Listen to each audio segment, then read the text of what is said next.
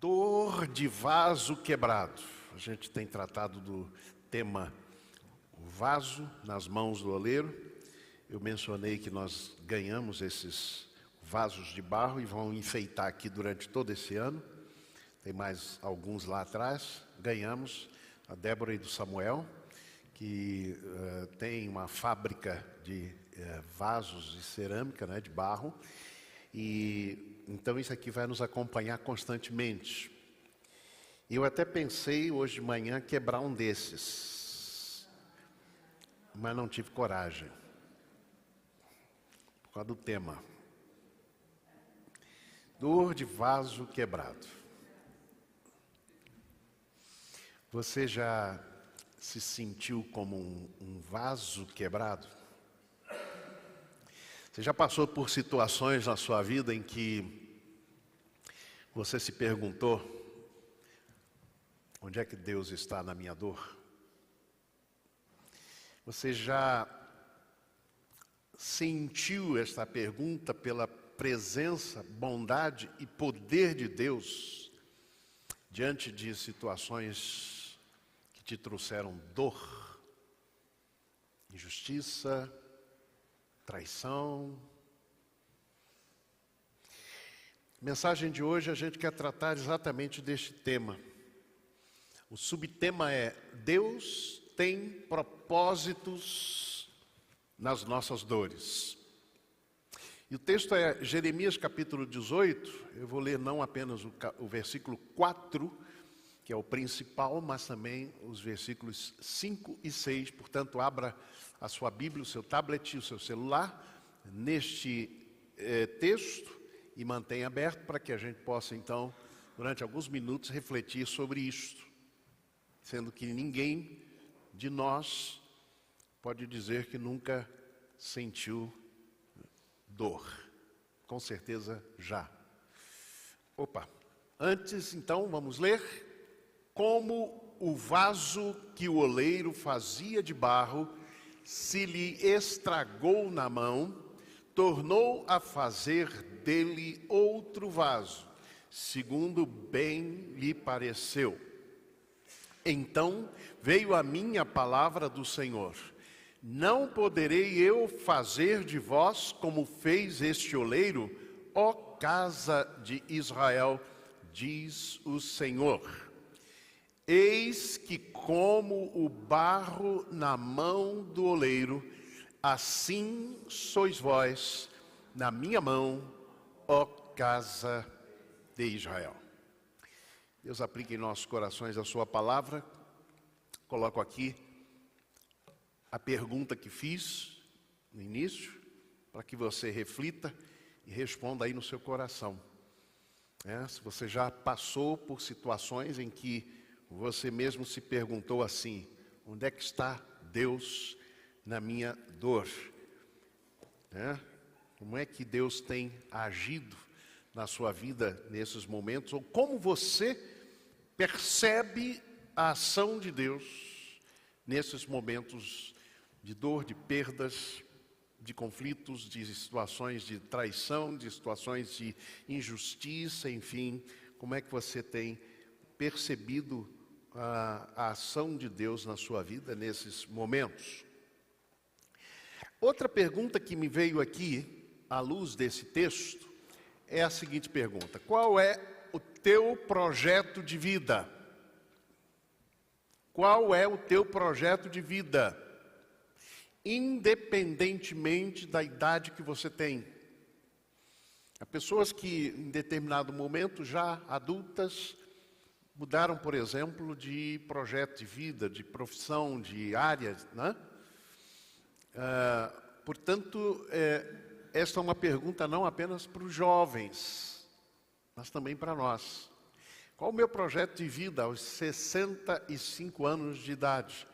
Já acabou? Não sonho mais? Não tenho mais uma visão para o futuro? Né? Então essa é uma pergunta que eu queria fazer para você também nesta manhã, à luz desse texto. E o que você quer ser, eu botei aí entre aspas, né?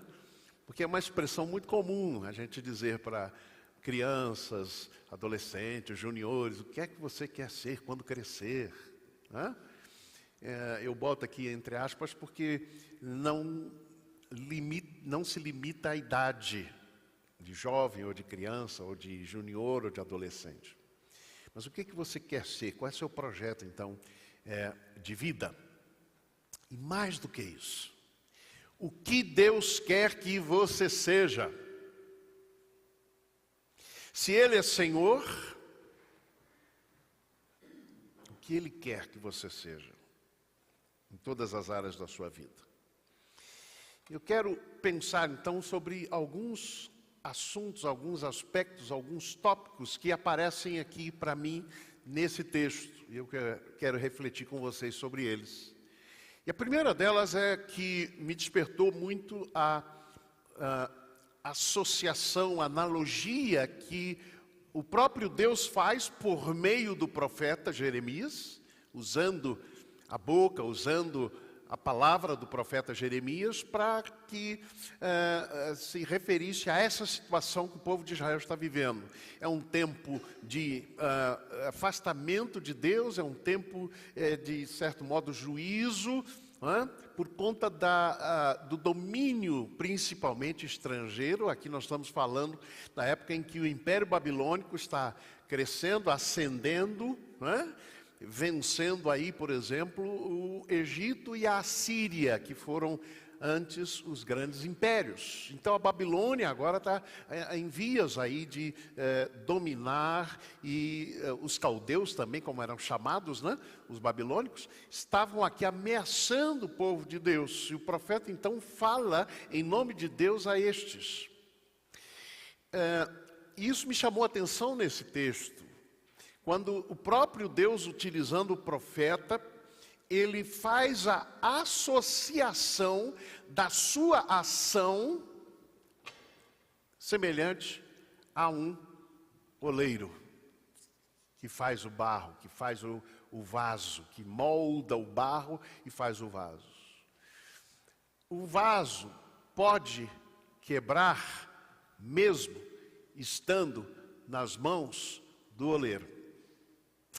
Isso fica muito patente no texto quando ele diz que, capítulo 18, ele diz: eu fui à casa do oleiro, o vi trabalhando com a roda, mas o vaso de barro que ele estava formando estragou-se em suas mãos, e ele o refez, moldando outro vaso de acordo com a sua vontade. O vaso está nas mãos do oleiro, mas mesmo estando nas mãos do oleiro, ele se quebrou, ou ele se desfez, ou ele estragou. Há diversas interpretações para a expressão que está ali no hebraico. E isso me fez pensar que, apesar de estarmos nas mãos de Deus, nós que estamos de fato nas mãos do Senhor, apesar disso, nós não estamos imunes a perdas, dores, injustiças. Nós não estamos imunes a estas situações que nos trazem sofrimento. No passado, aí nos anos 80, 1980, por exemplo, eu lembro que surgiu no Brasil um movimento evangélico, na igreja evangélica de modo geral, um movimento que tinha muita ideia de que o fato de você ser filho do Deus Altíssimo, filho do Rei, como diziam, então você não vai experimentar pobreza, você não vai experimentar problemas, você não vai enfrentar e experimentar sofrimentos. Eu me lembro que na igreja que pastoreava lá em Salvador da Bahia, a Igreja Batista Metropolitana, lá em Salvador, eu me lembro de uma senhora que me procurou numa quarta-feira, ou estávamos conversando ali fora do templo, numa quarta-feira, culto de oração, e foi muito interessante porque ela adotava essa abordagem do meio evangélico, que era muito comum na época, de que o crente não adoece, não é? De jeito nenhum, usar remédio, etc. E eu me lembro que ela estava exatamente falando dessa situação, dessa visão, quando alguém disse, mas eu estou com uma dor de cabeça, eu vou pegar aqui uma aspirina, e tomou uma aspirina, estava de fato assim, sentindo aquele problema de saúde, e foi curioso, porque aquela irmã, imediatamente, sem raciocinar muito, me disse assim para nós, não, me dê um também, me dê um também. Isso porque essa visão, irmãos, era uma visão não realista da vida. A visão realista da vida me diz que mesmo eu sendo filho do rei, mesmo sendo filho de Deus, por meio de Jesus Cristo, mesmo estando nas mãos de Deus, pode haver crises, lutas, dificuldades, perdas, dores. Ah, pastor, mas a fé não me imuniza de problemas? Não. A fé me ajuda a superar os problemas. Mas ela não me imuniza, ela não me protege plena e completamente de todas as dores presentes na vida atual, na nossa vida terrena. O apóstolo Paulo, escrevendo aos Romanos, ele vai dizer que as aflições do tempo presente não são para se comparar com a glória que há de ser revelada. Então, existem aflições que são características do tempo presente, mesmo estando nós nas mãos do divino oleiro. Preste bem atenção nisso, porque uma visão não realista da vida pode primeiro gerar essas situações que eu mencionei aqui de incoerência, mas podem muito mais, trazer muito mais sofrimento quando nós pensamos, eu sou salvo, eu sou crente, eu sou servo de Deus, eu não vou passar por problemas, e aí vem o problema, e aí muitos, e eu conheci alguns, se escandalizaram na fé, porque tinham uma visão da vida cristã fora da realidade do que aquilo que ela é mesmo. No mundo tereis aflições, disse Jesus. E muito mais, o apóstolo Paulo diz que aqueles que querem viver piedosamente sofrerão perseguições. Quantos amigos eu já tive que, cercados aí no setor público, por exemplo, por corrupção e sendo chamados a participar da corrupção, servos de Deus recusaram e sofreram as consequências, perderam funções gratificadas, perderam cargos, e alguns perderam até emprego. Conheço gente assim. Então a aflição é uma característica do tempo presente. E como servos de Deus, mesmo estando nas mãos de Deus, nós ainda teremos mais aflições, por conta da nossa fé e do nosso compromisso com a verdade. A segunda questão que eu trago para vocês aqui é isso. O vaso, ele não quebra por vontade do oleiro, mas o oleiro pode usar a quebra do vaso para fazer outro vaso, segundo bem lhe parecer. Os propósitos de Deus nas nossas dores. Como Deus pode tirar propósitos redentores, transformadores de dores que passamos. Agora, Deus não causa dor. E aí me chamou muito a atenção o termo como está no texto. Vamos voltar aqui ao texto para vocês verem. Esse aqui. Vamos ler juntos? Vamos lá. Como o vaso que o oleiro fazia de barro, se lhe estragou na mão, tornou a fazer dele outro vaso, segundo bem lhe pareceu. O que está no ativo aqui, o verbo ativo? O oleiro fazia, verbo ativo. Tornou a fazer dele outro vaso, verbo ativo. Mas a palavra estragou, o verbo estragou aqui do hebraico, é shahat, é o verbo. Ele está no passivo. Isso me inquietou em certo momento, porque nós cantamos um cântico que fala assim: eu quero ser, Senhor amado, como um vaso nas mãos do oleiro. Para, quebra a minha vida. Eu confesso, sempre senti dificuldade de cantar isso. Quebra a minha vida, Senhor. Eu não quero ser quebrado. Não quero sofrer. Não vou pedir a Deus para eu sofrer. Então sempre me inquietou isso. Mas como é que é isso? É impressionante porque o texto, ele usa passivo. Se lhe estragou na mão. Não quer dizer que foi o oleiro que estragou o vaso. Por isso que eu ia quebrar um vaso aqui, não é? Mas aí fiquei com pena desses aqui que foram doados com tanto carinho, para mostrar isso. É claro, gente, que nós temos que olhar que aqui nós temos uma analogia limitada, parcial, incompleta.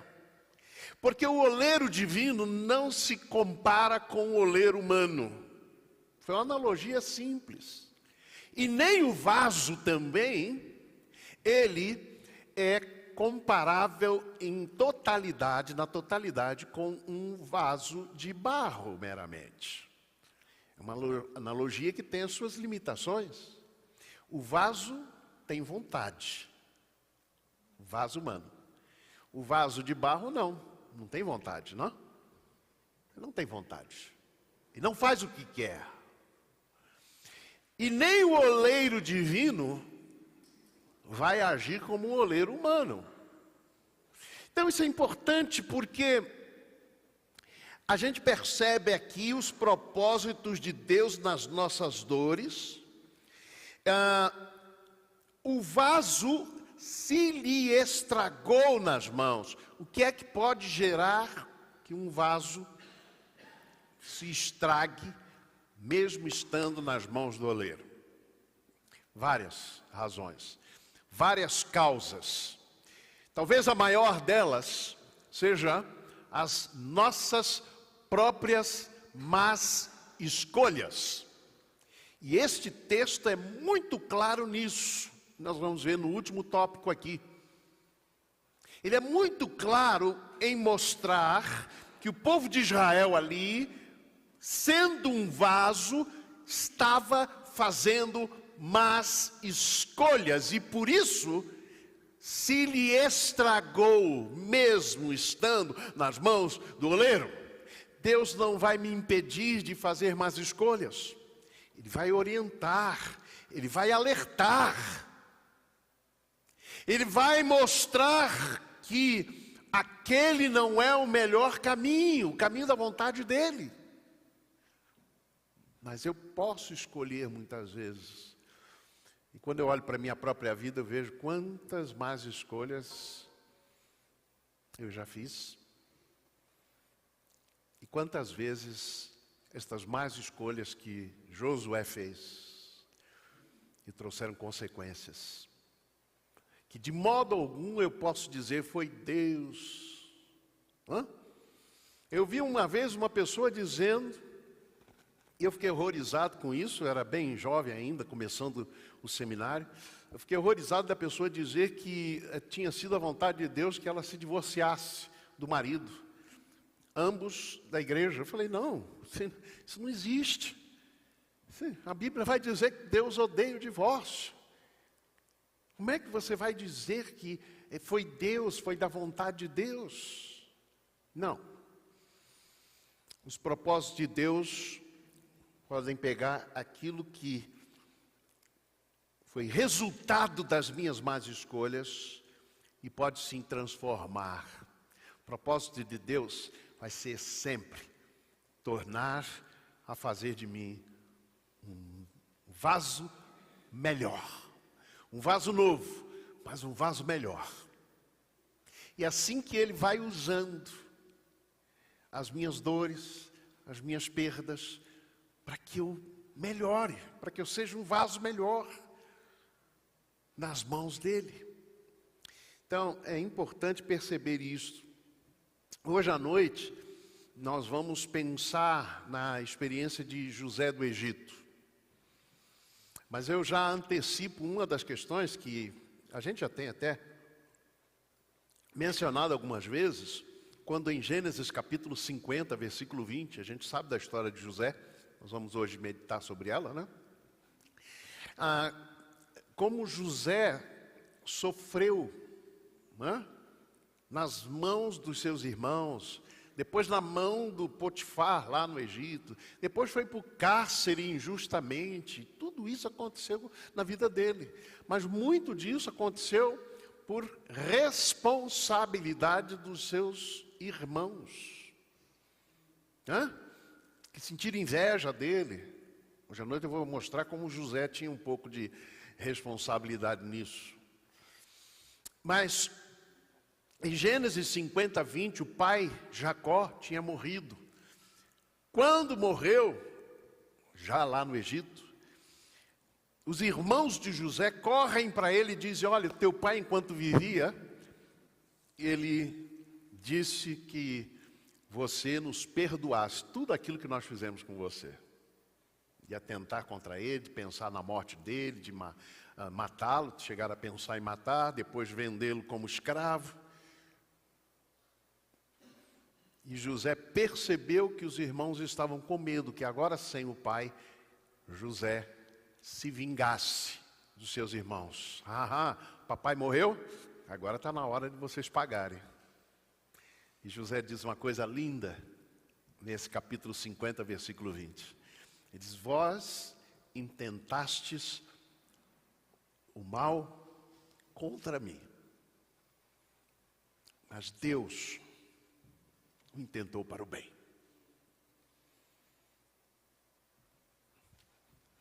Quantas vezes as coisas que as pessoas nos fazem, o mal que nos fazem, Deus pega esse mal, transforma em bênção. Transforma em bênção, em crescimento. Meus irmãos, quanta coisa eu aprendi na dor, da ação de Deus, do poder de Deus, e de me dar algo muito melhor do que eu imaginava. Eu preciso dizer para vocês que no ano 2016 chegou ao meu conhecimento que alguém tinha dito que queria acabar com a minha vida, inclusive financeira, ministerial, etc. A pessoa revelou isso para várias pessoas e para alguns pastores que vieram me contar isso e vieram orar comigo na ocasião. E quando eu olho para trás, esses 8 anos para trás, eu vejo que Deus pegou aquela maldição que foi lançada sobre a minha vida, a vida da minha família, e Deus transformou em bênção. Eu vou dizer uma coisa para vocês. Deus me deu um ministério em uma igreja muito melhor do que a que eu estava. Muito melhor.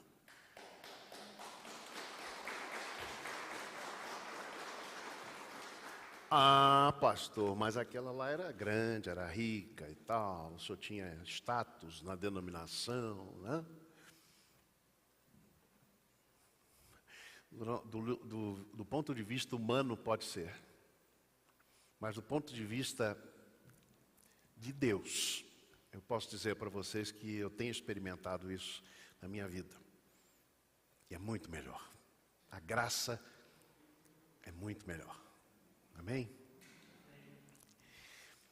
É isso que a gente precisa aprender, que o vaso não quebra por vontade do oleiro, mas Deus pode usar aquilo que te fizeram de mal, as tuas perdas, as tuas dores, Ele pode pegar isso e transformar em bênção. Jamais diga, Deus que está me dando essa dor, Deus que me fez perder. Não, fale isso. Mas deixe nas mãos de Deus, que Deus pode transformar em melhor. Só tem um problema, é que para participar do projeto de Deus, de um novo vaso, de um novo barro, né? Ou de um novo vaso, ou de uma nova vida, é necessário ser vaso nas mãos dele. Qual é a característica do vaso de barro? É que ele seja moldável, né? Que ele possa ser moldado a cada momento. O pastor Humberto nos trouxe uma observação que eu achei fantástica. É que ele percebeu que o trabalho do oleiro não é só no exterior, não. Enquanto ele está aqui, ó, e a roda girando, e ele está aqui, ele está com a mão dentro. Isso me chamou muita atenção na palavra do pastor Humberto, porque Deus vai trabalhando, não é nem tanto no exterior, não. O que Ele quer é vasos que sejam vasos nas mãos dele, principalmente no interior, mas também no exterior. É que o interior vai refletir no exterior. Por isso você precisa ser vaso nas mãos do oleiro. Por favor, não pule fora da mão do oleiro. É claro que Jesus diz no Evangelho, dou-lhes a vida eterna e ninguém os arrebatará das minhas mãos. E durante muito tempo eu pensei, não, nem que a pessoa queira, ela pode pular da mão do oleiro. Hoje em dia eu penso diferente. Eu acho que tem muita gente pulando fora da mão do oleiro. Sabe por quê, irmãos? Porque Deus nos dá o livre-arbítrio. Eu tenho a liberdade de querer abraçar um outro projeto que não é o projeto de Deus para a minha vida. É claro que as consequências serão terríveis para a minha própria vida, porque o plano de Deus será sempre o melhor para mim. Sempre o melhor. Ainda que no primeiro momento não pareça, mas quando você vai olhar, você vai dizer, não, Deus preparou o melhor. Aquilo que Moisés viu, quando ele queria ver a glória de Deus, queria ver a face de Deus, Deus disse, não, Moisés, você vai me ver pelas costas. Eu vou passar diante de você toda a minha bondade e misericórdia, e aí você vai me ver pelas costas. Ou seja, não diretamente, mas você vai conseguindo compreender depois que passa a situação, e você vai vendo a mão de Deus agindo em cada circunstância. Eu teria algumas coisas para contar para vocês, mas eu não quero estender demais aqui a palavra. Mas como depois do acontecido a gente percebeu Deus agindo claramente em diversas circunstâncias da nossa vida. Então, meu convite a você nesta manhã, você que me assiste pela internet também, é essa: não pule fora da mão do oleiro, não queira sair das mãos do oleiro, permaneça nas mãos do oleiro constantemente, porque ele vai fazer de você um vaso novo e melhor. Amém, irmãos? O último aspecto que eu trago para vocês é que o instrumento para quebrar um vaso e fazer dele um outro vaso é a palavra do Senhor. Bom, pastor, mas o senhor disse que não é Deus que estraga. E isso é muito interessante, porque quando a gente vai ler o versículo de número 12, não sei se eu coloquei aí, acho que não. Não. Versículo 12, acho que é isso, diz assim,